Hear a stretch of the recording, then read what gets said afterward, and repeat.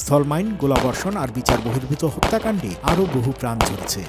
কিন্তু এতে কি লড়াই থামছে? মোটেও কিন্তু থামছে না, বরং দুই পক্ষই এখন সৈন্য বাড়াচ্ছে। আরাকান আর্মি পুরুষ নারী মিলে হাজারো তরুণকে দলে ভিড়াচ্ছে। অন্যদিকে সেনাবাহিনী নতুন করে ৭০,০০০ সৈন্য নিয়োগ দিয়েছে। রাখাইনের লড়াই শুধু ভেতরের লড়াই নয়, এটা আঞ্চলিক শক্তির খেলার মাঠও। চীনের বেল্ট অ্যান্ড রোড উদ্যোগের অন্যতম মূল কেন্দ্র হল ইয়োকপিউ বন্দর। সেখানে রয়েছে দুটি গুরুত্বপূর্ণ তেল ও গ্যাস পাইপলাইন, যেগুলো মিয়ানমার হয়ে সরাসরি চীনের ইউনান প্রদেশে পৌঁছায়।